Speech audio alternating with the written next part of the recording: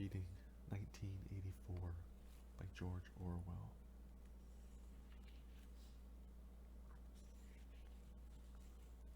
One. It was a bright, cold day in April, and the clocks were striking 13. Winston Smith, his chin nuzzled into his breast in an effort to escape the vile wind, slipped quickly through the glass doors of Victory Mansions, though not quickly enough to prevent a swirl of gritty dust from entering along with him.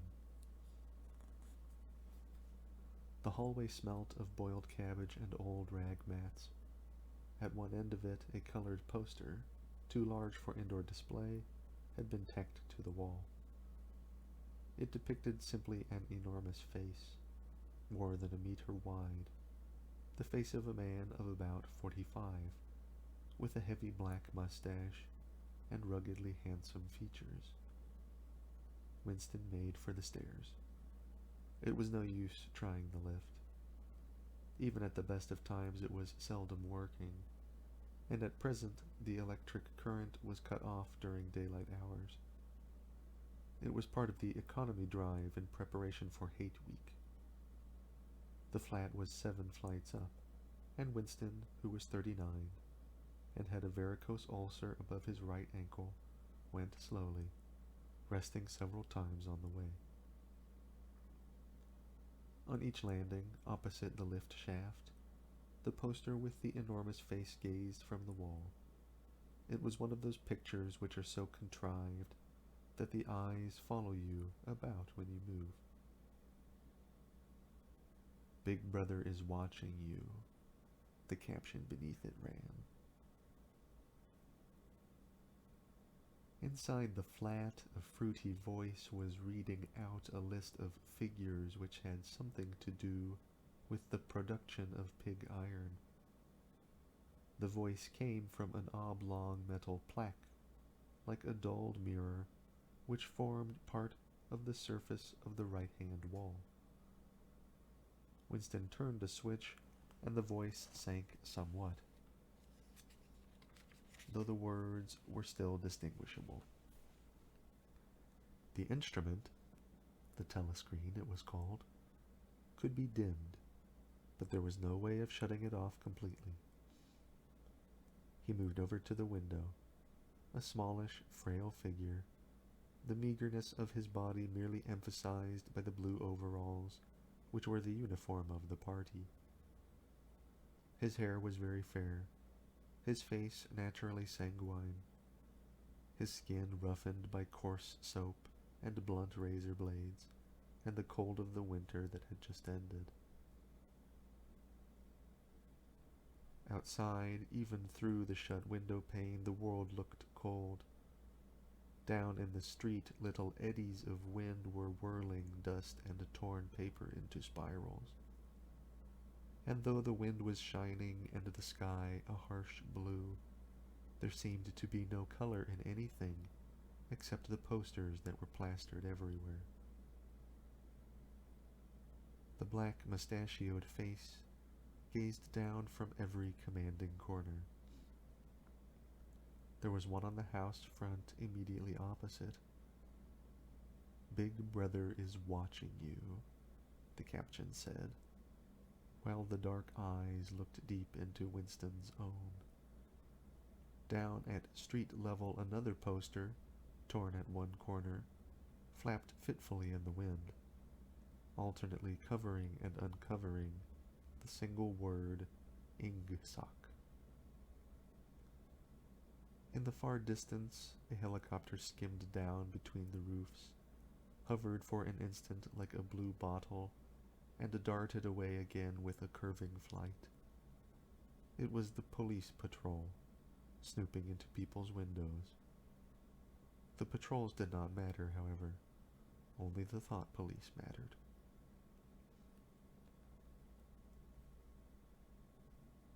Behind Winston's back, the voice from the telescreen was still babbling away about pig iron and the overfulfillment of the 9th 3-year plan. The telescreen received and transmitted simultaneously, Any sound that Winston made, above the level of a very low whisper, would be picked up by it.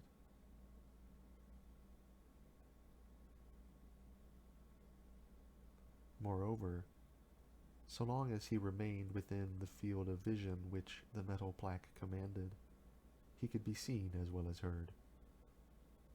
There was no way, of course, of knowing whether you were being watched at any given moment. How often or on what system the thought police plugged in on any individual wire was guesswork. It was even conceivable that they watched everybody all the time. But at any rate they could plug in your wire whenever they wanted to. You had to live, did live, from habit that became instinct, in the assumption that every sound you made was overheard, and, except in darkness, every movement scrutinized. Winston kept his back to the telescreen. It was safer, though, as he well knew, even a back can be revealing. A kilometer away, the Ministry of Truth, his place of work, towered vast and white above the grimy landscape. This, he thought with a sort of vague distaste, this was London, chief city of Airstrip 1, itself the third most populous of the provinces of Oceania. He tried to squeeze out some childhood memory that should tell him whether London had always been quite like this. Were there always these vistas of rotting 19th century houses, their sides shored up with balks of timber, their windows patched with cardboard, and their roofs with corrugated iron, their crazy garden walls sagging in all directions? And the bombed sites where the plaster dust swirled in the air and the willow herb straggled over the heaps of rubble, and the places where the bombs had cleared a larger path, and there had sprung up sordid colonies of wooden dwellings like chicken houses? But it was no use. He could not remember. Nothing remained of his childhood except a series of bright-lit tableaux, occurring against no background and mostly unintelligible.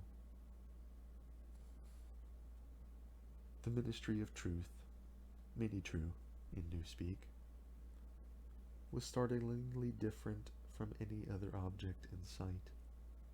It was an enormous pyramidal structure of glittering white concrete, soaring up, terrace after terrace, 300 meters into the air. From where Winston stood, it was just possible to read, picked out on its white face in elegant lettering, the three slogans of the party. War is peace. Freedom is slavery. Ignorance is strength.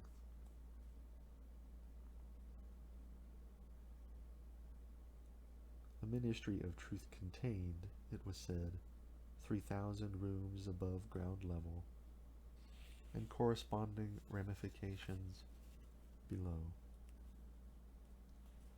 Scattered about London there were just 3 other buildings of similar appearance and size. So completely did they dwarf the surrounding architecture that from the roof of Victory Mansions you could see all 4 of them simultaneously. They were the homes of the 4 ministries between which the entire apparatus of the government was divided. The Ministry of Truth, which concerned itself with news, entertainment, education, and the fine arts. The Ministry of Peace, which concerned itself with war. The Ministry of Love, which maintained law and order. And the Ministry of Plenty, which was responsible for economic affairs. Their names in Newspeak: Mini-True, Mini-Pax, Mini-Love, and Mini-Plenty.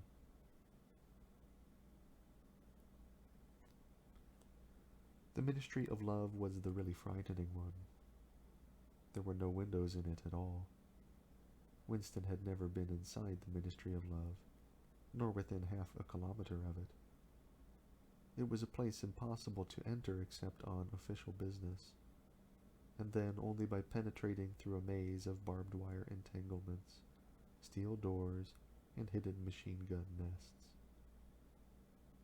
Even the streets leading up to its outer barriers were roamed by gorilla-faced guards in black uniforms, armed with jointed truncheons. Winston turned round abruptly. He had set his features into the expression of quiet optimism, which it was advisable to wear when facing the telescreen. He crossed the room into the tiny kitchen. By leaving the ministry at this time of day, he had sacrificed his lunch in the canteen, and he was aware that there was no food in the kitchen except a hunk of dark-colored bread, which had got to be saved for tomorrow's breakfast. He took down from the shelf a bottle of colorless liquid with a plain white label marked Victory Gin. It gave off a sickly, oily smell, as of Chinese rice spirit. Winston poured out nearly a teacupful, served himself for a shock, and gulped it down like a dose of medicine. Instantly his face turned scarlet and the water ran out of his eyes.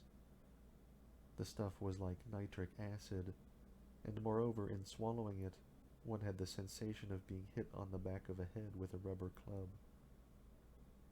The next moment, however, the burning in his belly died down, and the world began to look more cheerful. He took a cigarette from a crumpled packet marked Victory Cigarettes, and incautiously held it upright, whereupon the tobacco fell out onto the floor. With the next, he was more successful. He went back to the living room and sat down at the small table that stood to the left of the telescreen. From the table drawer he took out a pen holder, a bottle of ink, and a thick, quarto-sized blank book with a red back and a marbled cover. For some reason, the telescreen in the living room was in an unusual position.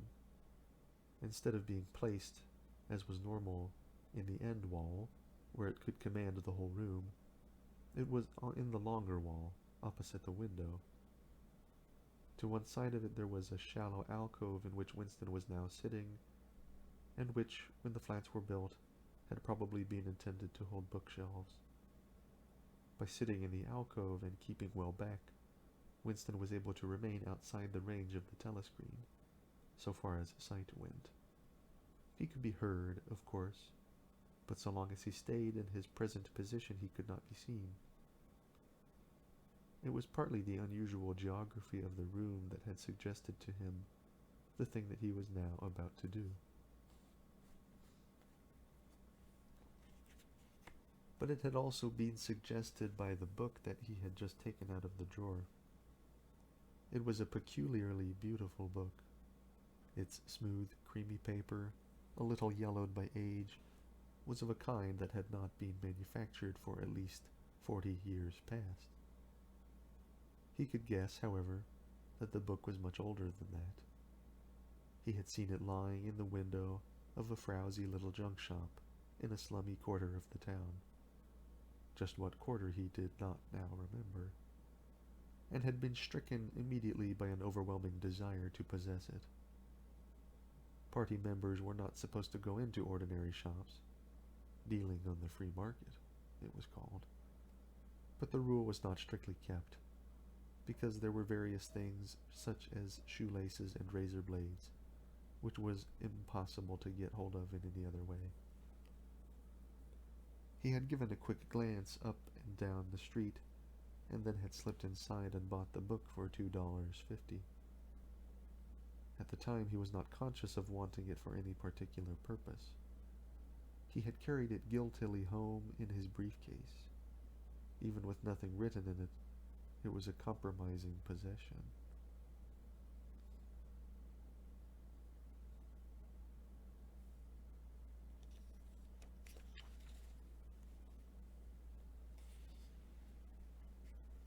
The thing that he was about to do was to open a diary. This was not illegal. Nothing was illegal, since there were no longer any laws.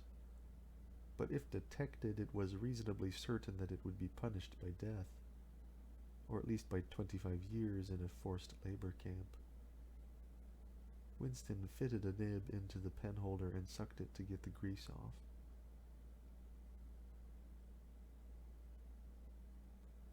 The pen was an archaic instrument, seldom used even for signatures, and he had procured one, furtively and with some difficulty, simply because of a feeling that the beautiful creamy paper deserved to be written on with a real nib, instead of being scratched with an ink pencil.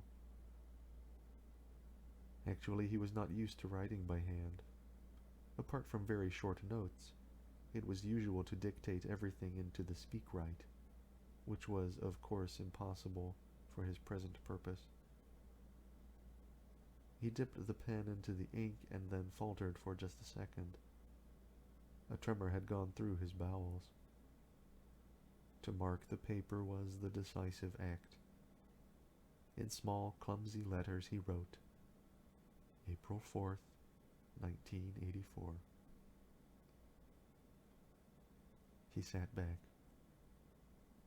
A sense of complete helplessness had descended upon him. To begin with, he did not know with any certainty that this was 1984. It must be around about that date, since he was fairly sure that his age was 39, and he believed that he had been born in 1944 or 1945. But it was never possible nowadays to pin down any date within a year or two. For whom, it suddenly occurred to him to wonder, was he writing this diary? For the future, for the unborn. His mind hovered for a moment round the doubtful date on the page, and then fetched up with a bump against the newspeak word, doublethink. For the first time, the magnitude of what he had undertaken came home to him.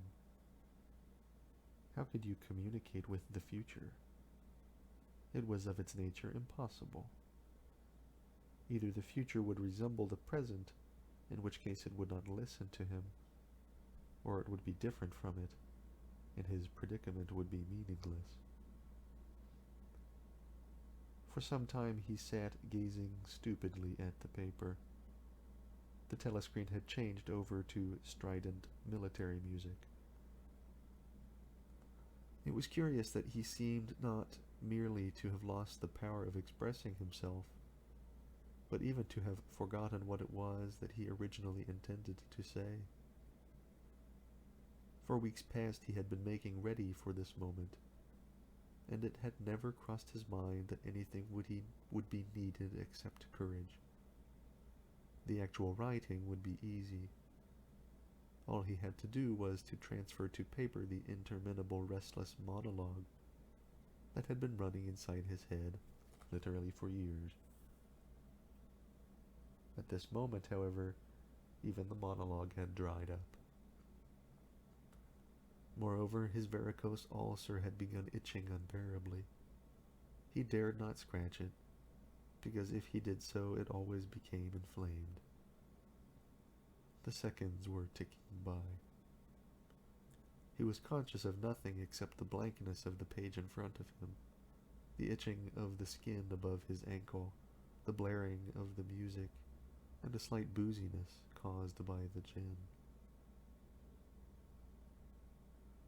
Suddenly he began writing in sheer panic, only imperfectly aware of what he was setting down.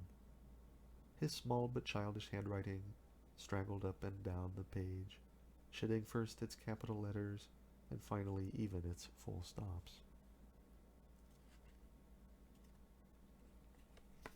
April 4th, 1984. Last night to the flicks. All war films. One very good one of a ship full of refugees being bombed somewhere in the Mediterranean. Audience much amused by shots of a huge, fat man trying to swim away with a helicopter after him.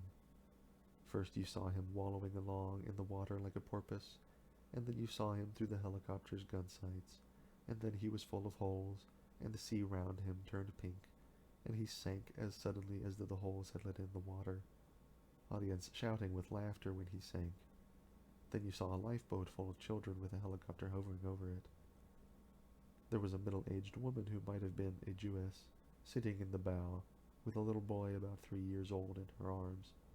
A little boy screaming with fright and hiding his head between her breasts, as if he was trying to burrow right into her, and the woman putting her arms around him and comforting him, although she was blue with fright herself, all the time covering him up as much as possible, as if she thought her arms could keep the bullets off him. Then the helicopter planted a 20-kilo bomb in among them, terrific flash, and then the boat went all to matchwood. Then there was a wonderful shot of a child's arm going right up into the air. A helicopter with a camera in its nose must have followed it up, and there was a lot of applause from the party seats. But a woman down in the prole part of the house suddenly started kicking up a fuss and shouting. They didn't ought to have showed it, not in front of the kids. They didn't, it ain't right, not in front of kids. It ain't until the police turned her out. I don't suppose anything happened to her. Nobody cares what the proles say. Typical prole reaction, they never. Winston stopped writing, partly because he was suffering from cramp. He did not know what made him pour out this stream of rubbish. But the curious thing was that while he was doing so, a totally different memory had clarified itself in his mind, to the point where he almost felt equal to writing it down. It was, he now realized, because of this other incident, that he had suddenly decided to come home and begin the diary today. It had happened that morning at the ministry, if anything so nebulous could be said to happen.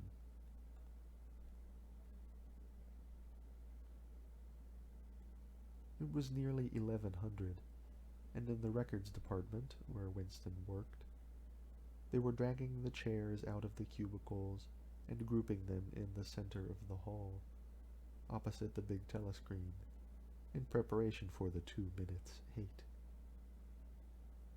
Winston was just taking his place in one of the middle rows when 2 people whom he knew by sight, but had never spoken to, came unexpectedly into the room. One of them was a girl whom he often passed in the corridors. He did not know her name, but he knew that she worked in the fiction department.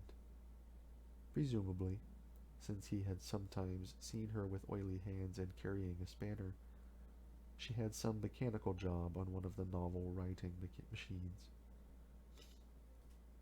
She was a bold-looking girl of about 27, with thick dark hair, a freckled face, and swift athletic movements.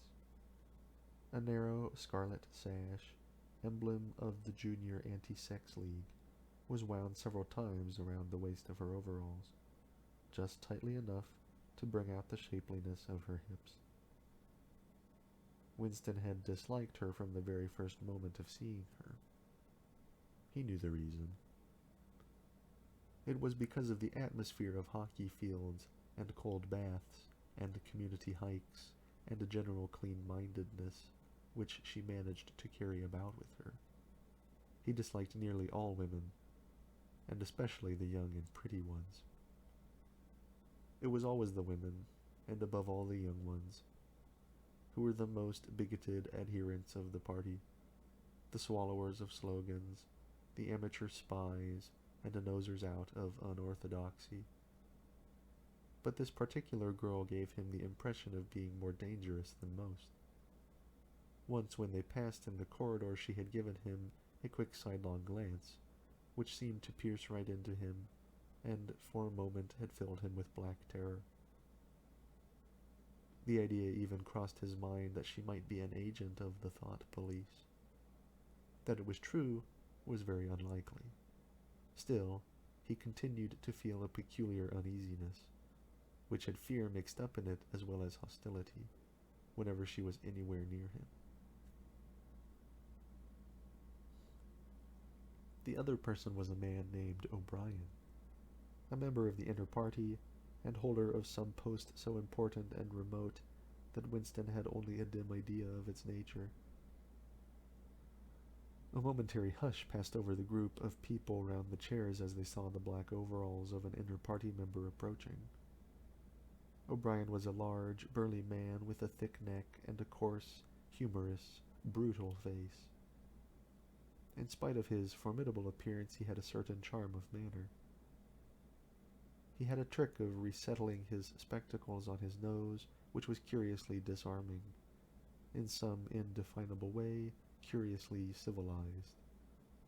It was a gesture which, if anyone had still thought in such terms, might have recalled an 18th century nobleman offering his snuff-box. Winston had seen O'Brien perhaps a dozen times in almost as many years.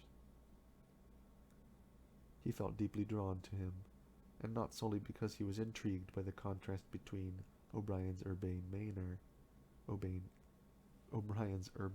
manner and his prize fighter's physique.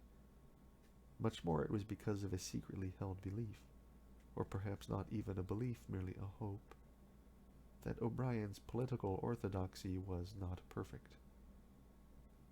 Something in his face suggested it irresistibly. And again, perhaps it was not even unorthodoxy that was written in his face, but simply intelligence. But at any rate he had the appearance of being a person that you could talk to.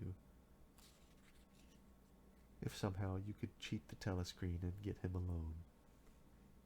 Winston had never made the smallest effort to verify this guess. Indeed, there was no way of doing so. At this moment O'Brien glanced at his wristwatch, saw that it was nearly 1100, and evidently decided to stay in the records department until the 2 minutes hate was over. He took a chair in the same row as Winston, a couple places away.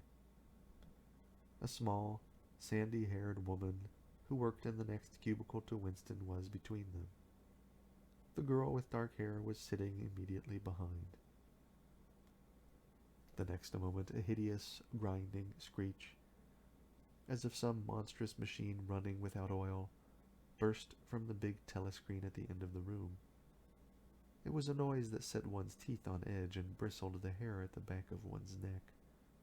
The hate had started. As usual, the face of Emmanuel Goldstein, the enemy of the people, had flashed onto the screen. There were hisses here and there among the audience. The little sandy-haired woman gave a squeak of mingled fear and disgust.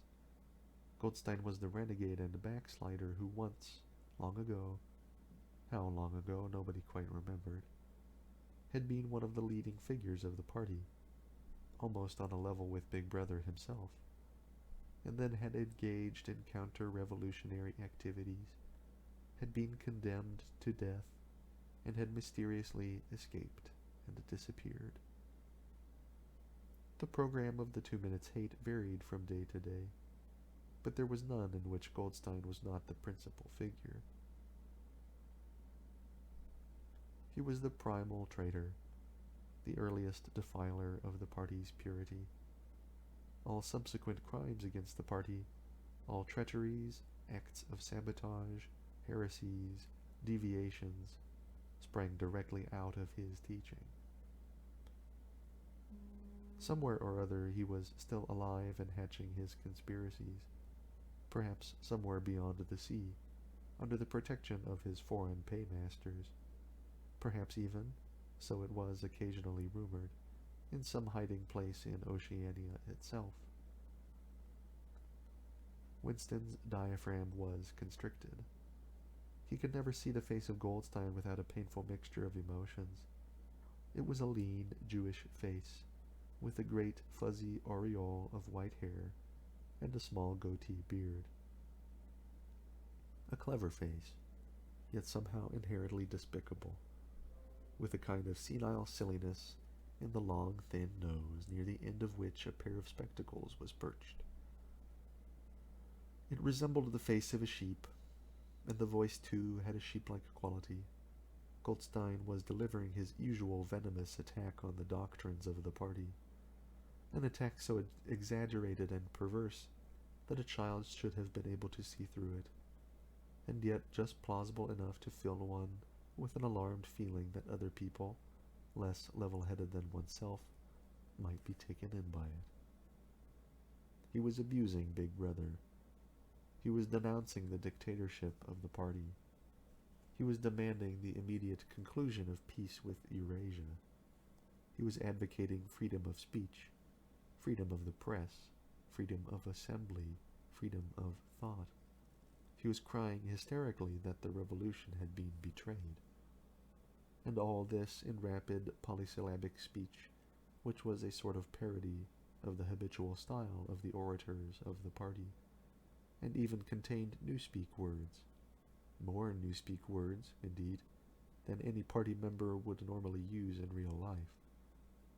And all the while, lest one should be in any doubt as to the reality which Goldstein's specious claptrap covered, behind his head on the telescreen there marched the endless columns of the Eurasian army, row after row of solid-looking men with expressionless Asiatic faces, who swam up to the surface of the screen and vanished, to be replaced by others exactly similar.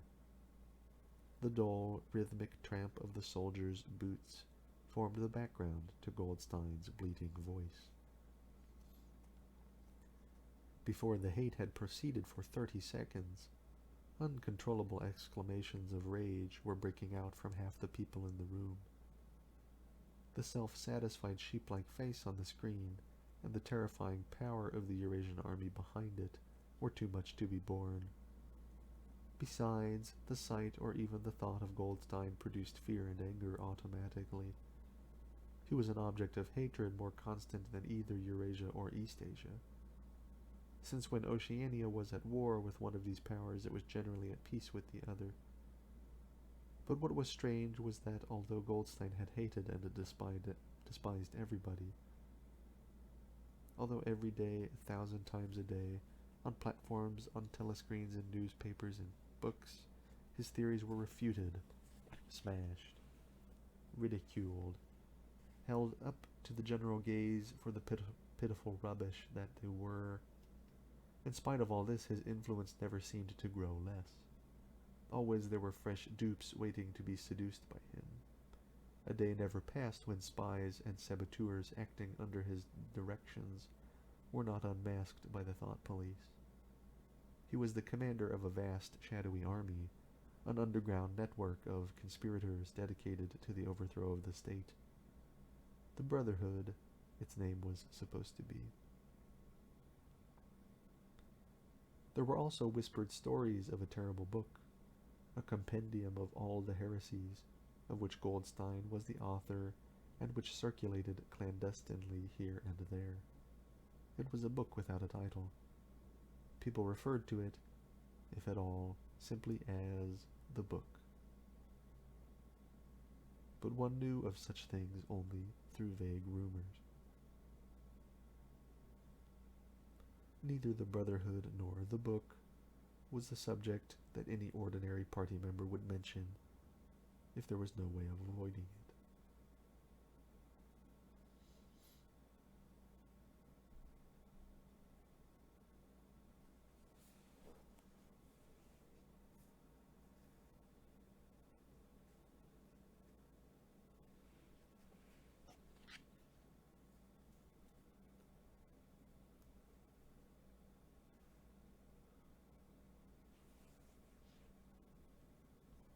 Okay.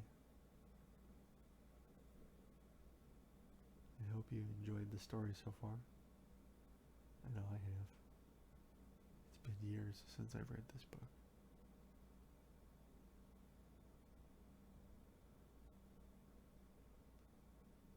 Thank you for listening. Until next time.